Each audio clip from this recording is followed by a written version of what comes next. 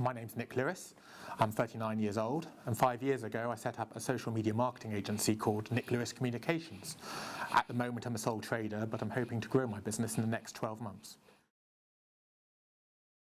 My career started out working in the political field. In my gap year I worked for the Liberal Democrat Policy Unit, and then I went to study politics at university, and I did a master's in European politics. And from there I ended up working for a political think tank called Oxford Analytica, where I developed some technical web skills.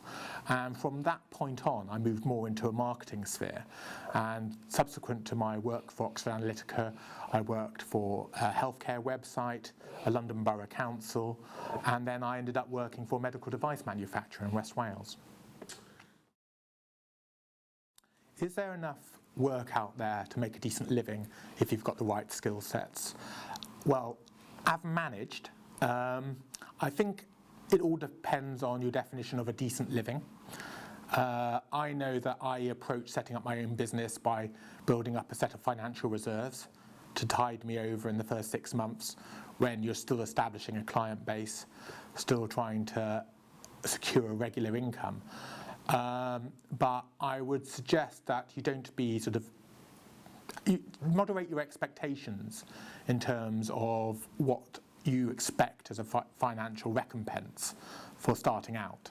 You know, it does require sacrifice in terms of your own material well-being, and also the time you have to invest in it. The first 2 years I worked pretty much flat out. I don't regret it, because obviously I built myself up to the position I am in now, where I'm looking to expand.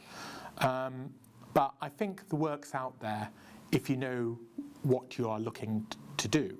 I think you have to specialise, whether that be in a sector or a particular form of social media or online marketing.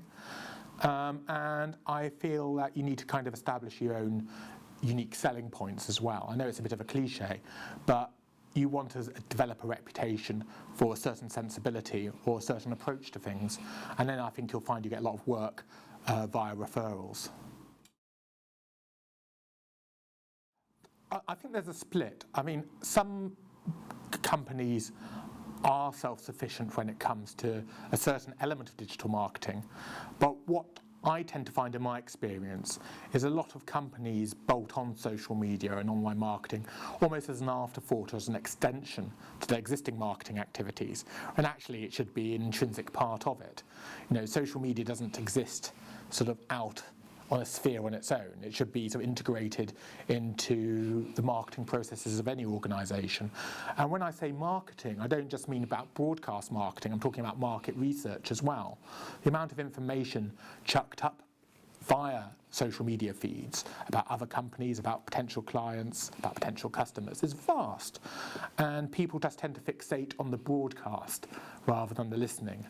And I feel that because there's so much data to trawl through and manage, that in theory there should be plenty of additional work or demand within organisations or for agencies to kind of process all that information. What I would advise students to do to get ahead in the marketplace is, first of all, make sure that your own online presence is tidied up and coherent. So I'm thinking about making sure you've got a good LinkedIn presence.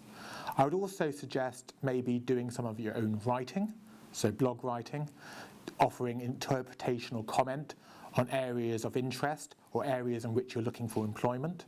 And that's got two benefits. First of all, you're actually demonstrating a knowledge and also the ability to interpret what's going on in the marketplace that you want to go into. But also it can establish that you've got a good quality of written English, which I often find sorely lacking among some marketing managers even. And I feel if you are going to be publishing online, you need to be able to write online as well. And also knowing how to write for material online.